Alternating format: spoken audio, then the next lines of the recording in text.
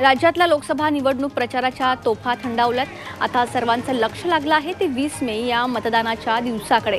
जास्तीत जास्त संख्येने लोकांनी मतदान करावं यासाठी वांद्रे वरळी सी लिंकवर मतदानाचं आवाहन करणारी खास लाइटिंग देखील करण्यात आली आहे।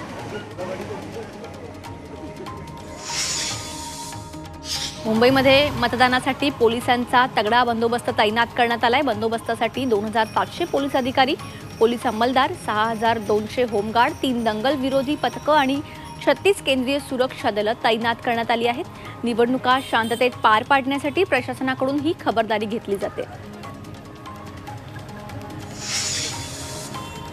नवी मुंबईच्या ऐरोली आणि बेलापूर मतदारसंघातून यंदा काही मतदारांची नावं गायब झाली आहेत। विशेष म्हणजे मागील निवडणुकीत त्यांची नावं यादीत होती, त्यामुळे त्यांना आता नव्यानं नाव नोंदणी करावी लागणार आहे। तर कोपरखेरणे मतदारसंघात एकाच कुटुंबातील सर्व सदस्यांना अपंग दाखवण्यात आले। कल्याण लोकसभेच्या सार्वत्रिक निवडणुकीसाठी 1960 मतदान केंद्र मतदानासाठी सज्ज झाली आहेत। एकूण 1012 मतदान केंद्रांवर सीसीटीव्ही आणि वेबकास्टिंगची सुविधा पुरवण्यात आली आहे। याशिवाय अंध, दिव्यांग मतदारांना रॅम्प, व्हीलचेअरची व्यवस्था देखील करण्यात आली आहे।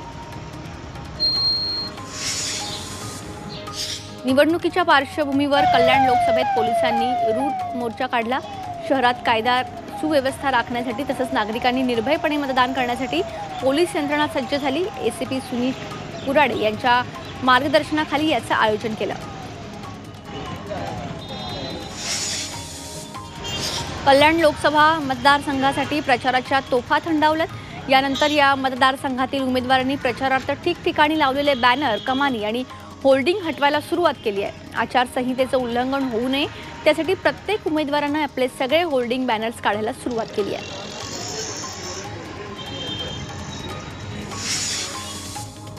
पंतप्रधान नरेंद्र मोदींचा मुंबईमध्ये 15 मे रोजी रोड शो झाला। या रोड शोसाठी 3,56,00,000 रुपये इतका खर्च झाला। हा खर्च बीएमसीच्या तिजोरीतून करण्यात आल्याचा आरोप ठाकरे गटाचे खासदार संजय राऊत यांनी केलाय।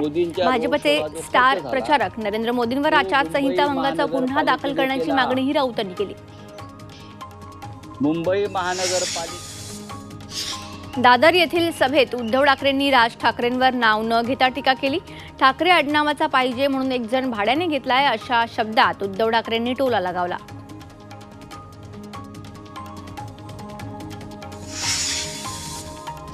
मुलुंड शिवसेना भाजप राडा प्रकरणी पोलिसांना उद्धव ठाकरेंनी इशारा दिलाय। आमचं सरकार आल्यावर तुमचं काय करायचं हा निर्णय मी घेतल्याशिवाय राहणार नाही असा धमकीवजा इशाराच उद्धव ठाकरेंनी पोलिसांना दिलाय। ज्यांनी ठाकरे पक्षाच्या शिवसैनिकांना मारलं त्या पोलिसांची नावं द्या अशी मागणीही उद्धव ठाकरेंनी केली आहे। मला त्या पोलिसांची नावं पाहिजे, बघतो मी पुढे काय करायचं, मला पोलिसांची नावं पाहिजे। आणि पोलिस मुंबईतल्या मुलुंड राडा प्रकरणी 5 शिवसैनिकांना 1 दिवसाची पोलीस कोठडी देण्यात आली आहे। राडा प्रकरणी 5 शिवसैनिकांवर सरकारी कामात अडथळा आणल्याप्रकरणी निवडणूक आयोगानं गुन्हा दाखल केला होता।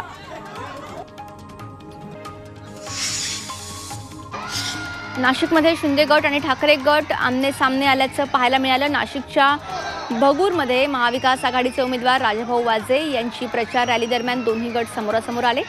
शिंदे गटाचे संपर्क प्रमुख विजय करंजकर यांच्या घरासमोर हा प्रकार घडला।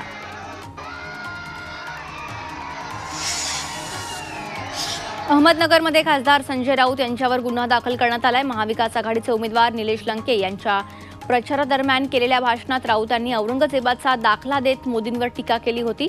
8 मे रोजी झालेल्या या सभेत राऊतांवर समाजात तेढ निर्माण करण्याचा प्रयत्न केल्याचा आरोप करत गुन्हा दाखल करण्यात आलाय।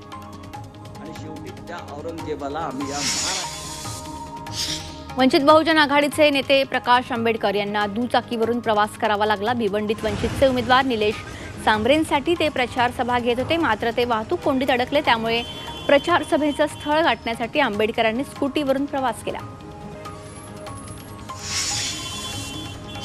राष्ट्रवादी शरद पवार गटाचे उमेदवार अमोल कोल्हे यांच्या विजयाचे फ्लेक्स पिंपरी चिंचवडच्या भोसरी विधानसभा मतदारसंघात पाहायला मिळालेत। विशेष म्हणजे हे फ्लेक्स भोसरीतील शिवसेना उद्धव ठाकरे गटाच्या पदाधिकाऱ्यांनी लावलेत।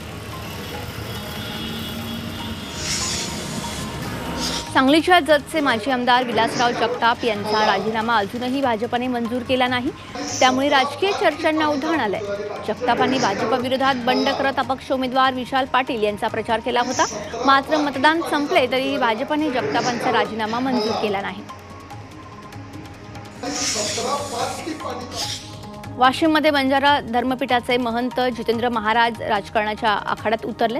त्यांच्या वाढदिवसानिमित्त आयोजित कार्यक्रमात भाजपच्या अनेक नेत्यांची उपस्थिती होती। यावेळी त्यांनी भाजपकडून विधानसभा निवडणूक लढवण्याचे संकेत दिले। दिल्लीचे मुख्यमंत्री अरविंद केजरीवाल यांचे माजी पीए बिभव कुमारला दिल्ली पोलिसांनी ताब्यात घेतले। स्वाती मालीवाल हल्ल्याप्रकरणी पोलिसांनी ही मोठी कारवाई केली आहे। 13 मे रोजी मालीवाल यांच्यावर प्राणघातक हल्ला झाल्याची घटना समोर आली होती आणि त्यांनी बिभव कुमारवर गंभीर आरोप केले होते।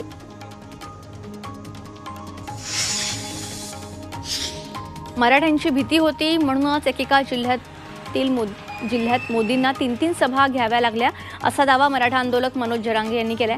मराठ्यांची भीती आहे म्हणूनच मोदी साहेब महाराष्ट्रात इतके वेळ आले, असा दावाही जरांगे यांनी केलाय।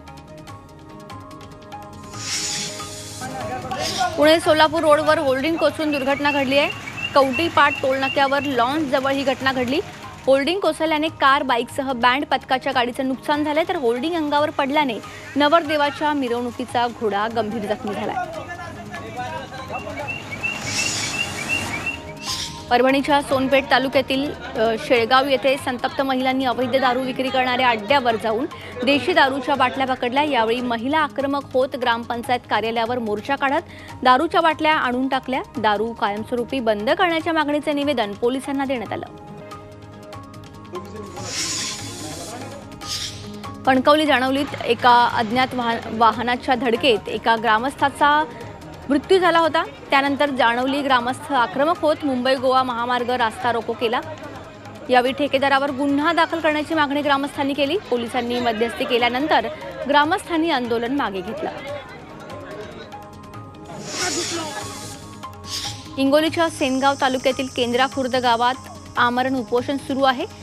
मुदत संपूनही जलजीवन मिशन योजनेचं काम पूर्ण झालं नाही, विहिरीला पाणी नाही, तसेच हे काम निकृष्ट दर्जाचं होत असल्याचा आरोप गावकऱ्यांनी केलाय। वर्ध्यातल्या हिंगणघाटच्या उड्डाणपुलाला मोठं भगदाड पडलंय, तर काही ठिकाणी या उड्डाणपुलाचा रस्ता उखडत असल्यामुळे अनेक अपघात होत आहेत। 2 वर्षापूर्वीच या पुलाचं काम झालं असल्यानं बांधकामाच्या गुणवत्तेवर प्रश्न उपस्थित होतो। या खड्ड्याची दुरुस्ती करून कंत्राटदारांवर कारवाई करण्याची मागणी करण्यात आली आहे। नांदेड शहराचा भाग बनलेल्या पावडेवाडी भागात गेल्या 25 दिवसांपासून पाणी पुरवठा बंद आहे, त्यामुळे पाण्यासाठी नागरिकांचे प्रचंड हाल होत आहेत। बिघाड झालेला पंप गृहदुरुस्त होऊन देखील पावडेवाडीचा पाणी पुरवठा शक्य होत नसल्याने महापालिकेकडून सांगण्यात आलंय। लातूर जिल्ह्यात भीषण पाणी टंचाई निर्माण झाली आहे। जिल्ह्यातील बहुतांश नद्या नाले कोरडे ठाक पडले, त्यामुळे या ठिकाणी दुष्काळ परिस्थिती निर्माण झाली आहे।